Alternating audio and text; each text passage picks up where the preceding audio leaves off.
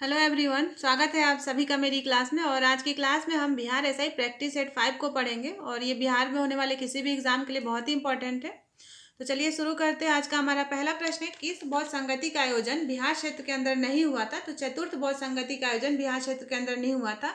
इसका आयोजन कुंडलवन जम्मू कश्मीर में हुआ था और ये कनिष्क के शासनकाल में हुआ था।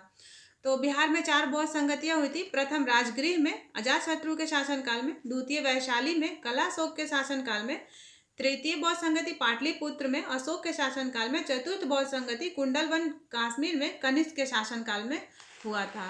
अगला प्रश्न है, कौटिल्य के अर्थशास्त्र में किस पहलू पर प्रकाश डाला गया है? तो ये राजनीतिक नीतियों पर प्रकाश डाला गया है कौटिल्य के अर्थशास्त्र में, और इसकी तुलना मैकियावेली के प्रिंस से की जाती है। यह बहुत ही महत्वपूर्ण ग्रंथ था। मौर्य साम्राज्य में कौटिल्य चाणक्य को बोला जाता है और इसका अन्य नाम विष्णुगुप्त भी है। चंद्रगुप्त के शासन विस्तार में चाणक्य का महत्वपूर्ण योगदान था। चाणक्य चंद्रगुप्त का प्रधानमंत्री था। अगला प्रश्न है, बिहार में होम रूल लीग आंदोलन के संस्थापक कौन थे? तो ये मजहरुल हक थे। भारत में होम रूल लीग की स्थापना 1916 में हुई। एनी बेसेंट ने मद्रास में और बाल गंगाधर तिलक ने पूना में इसकी नींव रखी थी और बिहार में इस आंदोलन के संस्थापक मजहरुल हक थे। अगला प्रश्न है, स्वामी सहजानंद सरस्वती के द्वारा प्रकाशित पत्रिका का क्या नाम था? तो ये हुंकार पत्रिका था उसका नाम, और ये एक साप्ताहिक पत्रिका था जिसमें किसानों के समस्या और संघर्ष का वर्णन किया जाता था। अगला प्रश्न है, लोकसभा अध्यक्ष को हटाया जा सकता है? तो लोकसभा के कुल सदस्यों के बहुमत द्वारा पारित प्रस्ताव से लोकसभा अध्यक्ष को हटाया जा सकता है। लोकसभा में कुल सदस्य संख्या 545 है और 550 अधिकतम निर्धारित किया गया है संख्या। लोकसभा भारतीय जनता का प्रतिनिधित्व करता है। लोकसभा में राष्ट्रपति द्वारा 2 सदस्य मनोनीत होते हैं एंग्लो इंडियंस के, जो अनुच्छेद 331 के द्वारा मनोनीत किए जाते हैं। लोकसभा में चुनाव लड़ने के लिए न्यूनतम आयु 25 वर्ष है और इसका कार्यकाल 5 वर्षों का होता है। अगला प्रश्न है, बुद्ध का जन्म स्थान लुम्बिनी है और ये किस राजवंश के अभिलेख से पता चलता है? तो ये मौर्य साम्राज्य के राजवंश से पता चलता है। लुम्बिनी नेपाल में है जहाँ बुद्ध का जन्म हुआ था। मौर्य वंशीय शासक अशोक के रुमनदेई अभिलेख से सूचना मिलती है कि शाक्य मुनि बुद्ध का जन्म लुम्बिनी में हुआ था। इस अभिलेख के अनुसार अशोक राज्याभिषेक के 20 वर्ष बाद वहां आया था। मौर्य वंश का संस्थापक चंद्रगुप्त मौर्य था, जो अपने जीवन के अंतिम समय में जैन धर्म को अपना लिया था। अंतिम मौर्य सम्राट बृहदर था, जिसकी हत्या कर पुष्यमित्र शुंग ने शुंग वंश की स्थापना की थी। मौर्य वंश के बाद बिहार में शुंग वंश की स्थापना हुई थी। अगला प्रश्न है, 3 जून 2020 को केंद्रीय मंत्रिमंडल ने कृषि उपज व्यापार और वाणिज्य संवर्धन सुविधा अध्यादेश 2020 को मंजूरी दी। इस अध्यादेश का मुख्य उद्देश्य क्या है? तो इसका मुख्य उद्देश्य किसानों को कृषि उपज मंडी समिति से बाहर व्यापार के अतिरिक्त अवसर उपलब्ध कराना। अगला प्रश्न है, महाविस्फोट सिद्धांत संबंधित है बिग बैंग थ्योरी। तो ये ब्रह्मांड की उत्पत्ति से संबंधित है। अगला प्रश्न है, सिख राज्य का अंतिम राजा कौन था? तो दलीप सिंह था। स्वतंत्र पंजाब राज्य की स्थापना रणजीत सिंह ने की थी, जो सकूरचकिया मिशन से संबंधित थे। रणजीत सिंह के मृत्यु के बाद उनका पुत्र खड़क सिंह सिंहासन पर बैठा था। अगला प्रश्न है, जनवरी 2020 में भारतीय दर्शन का वैश्वीकरण ग्लोबलाइजिंग इंडिया थॉट्स विषय पर अंतर्राष्ट्रीय सम्मेलन का आयोजन कहाँ किया गया?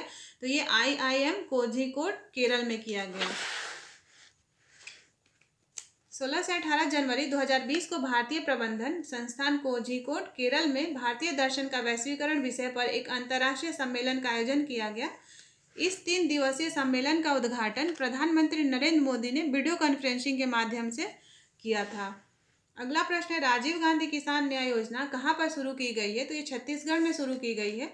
21 मई 2020 को फसल उत्पादन को प्रोत्साहित करने और किसान को कृषि सहायता प्रदान करने हेतु इस योजना की शुरुआत की गई है। इस योजना का शुभारंभ छत्तीसगढ़ के मुख्यमंत्री भूपेश बघेल के द्वारा की गई है। अगला प्रश्न है, कृषि वित्त एवं पुनर्वित्त में सबसे बड़ी संस्था कौन सी है? तो ये नाबार्ड है। राष्ट्रीय कृषि एवं ग्रामीण विकास बैंक नाबार्ड भारत में कृषि क्षेत्र को वित्त प्रदान करने वाली सर्वोच्च संस्था है। इसकी स्थापना 12 जुलाई 1982 को हुई थी और इसका मुख्यालय मुंबई में है। अगला प्रश्न है, किस अधिनियम ने भारतवासियों को अपने देश के प्रशासन में कुछ हिस्सा लेना संभव बनाया? तो ये चार्टर एक्ट 1833 था, जिसके चलते भारतवासियों को अपने देश के प्रशासन में कुछ हिस्सा लेना संभव बनाया। इसके पहले भारतीयों को ये आदेश नहीं था कि वो प्रशासन में हिस्सा ले सके। और इस अधिनियम को लॉर्ड विलियम बेंटिंक के शासनकाल में पारित किया गया। इस अधिनियम के द्वारा बंगाल के गवर्नर जनरल को भारत का गवर्नर जनरल बना दिया गया।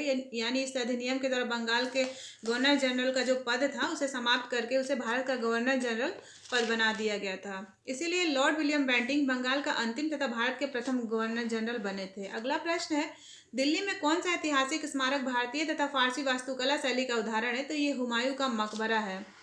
अगला प्रश्न है, दिल्ली में स्थित लाल किला का निर्माण किसने करवाया था? तो ये शाहजहां के द्वारा कराया गया था और यह एक चतुर्भुजाकार लाल वलुआ पत्थर से निर्मित होने के कारण लाल किले के नाम से प्रसिद्ध है। अगला प्रश्न है, वह पहला सुल्तान कौन था जिसने भारत में सांकेतिक मुद्रा का प्रचलन किया?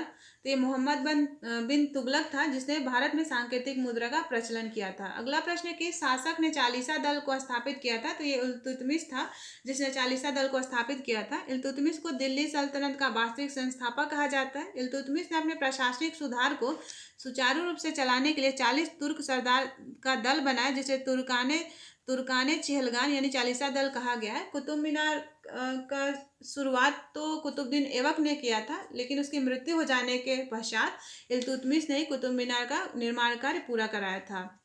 अगला प्रश्न है, सीजदा पैवोस की परंपरा को किसने शुरू किया था? तो ये बलबन के द्वारा शुरू किया गया था। सुल्तान बनते ही बलबन ने जिले इलाही की उपाधि धारण की और अपने दरबार में सीजदा पैवोस की परंपरा को शुरू किया और इसी ने ईरानी पर्व नवरोज को भी प्रारंभ किया। बलबन ने अपने शासन में राजस्व के सिद्धांत को अपनाया और लौह एवं रक्त की नीति का पालन किया।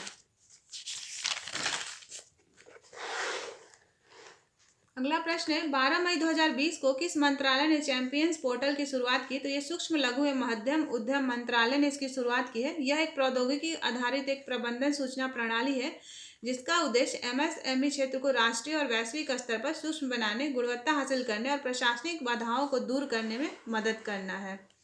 अगला प्रश्न है, बिना बुझे चूना का रासायनिक नाम क्या है? तो ये कैल्शियम ऑक्साइड है, CaO है। बेकिंग सोडा का रासायनिक नाम सोडियम बाइकार्बोनेट है, NaHCO3। धुआं सोडा का रासायनिक नाम सोडियम कार्बोनेट है, Na2CO3 10H2O। अगला प्रश्न है, खतरे के सिग्नल को ज्ञात करने के लिए किस रंग का प्रयोग किया जाता है? तो खतरे के सिग्नल को ज्ञात करने के लिए लाल रंग का प्रयोग किया जाता है। लाल रंग का प्रकीर्ण सबसे कम होता है जिसके चलते इसका प्रयोग किया जाता है और लाल रंग का तरंगदैर्घ्य अधिक होता है। सूर्योदय और इसका प्रकीर्णन का उदाहरण क्या होता है? तो सूर्योदय और सूर्यास्त के समय लाल रंग दिखाई देना, आसमान का रंग एवं समुद्री जल का रंग नीला दिखाई देना, ये प्रकीर्णन के उदाहरण है। अगला प्रश्न है, वायुमंडल में प्रकाश के विसरण का कारण क्या है? तो धूलकण है इसके विसरण का कारण। सूर्य का प्रकाश विभिन्न रंगों का मिश्रण होता है। जब वह वायुमंडल से होकर गुजरता है तो मार्ग में आने वाले हवा के अणुओं तथा धूल एवं अन्य पदार्थों के सूक्ष्म कणों द्वारा इसका प्रकीर्णन हो जाता है। अगला प्रश्न है, राज्यसभा का विघटन किसके द्वारा किया जाता है? तो राज्यसभा का विघटन कभी नहीं किया जा सकता क्योंकि ये एक अस्थायी सदन है, यह उच्च सदन है। वर्तमान समय में इसकी संख्या 245 है और अधिकतम संविधान में इसकी अधिकतम संख्या 250 निर्धारित की गई है। राष्ट्रपति द्वारा 12 सदस्य मनोनीत होते हैं और राज्यसभा का कार्यकाल 6 वर्षों का होता है। अगला प्रश्न है, भारत में गरीबी को परिभाषित किया गया है। तो ये कैलोरी प्राप्ति से इसको परिभाषित किया गया है। शहरी क्षेत्र में प्रति व्यक्ति 2100 कैलोरी और प्रतिदिन तथा ग्रामीण क्षेत्रों में 2400 कैलोरी प्रतिदिन को गरीबी की रेखा निर्धारित की गई है। अगला प्रश्न है, भारत की अर्थव्यवस्था किस प्रकार की अर्थव्यवस्था है? तो ये मिश्रित अर्थव्यवस्था है। और मिश्रित अर्थव्यवस्था किसे कहते हैं? तो मिश्रित अर्थव्यवस्था का अर्थ होता है सरकारी और निजी क्षेत्रों का सह अस्तित्व। तो ये कुछ महत्वपूर्ण प्रश्न थे, आप लोग पढ़ते रहिए। Thanks for watching.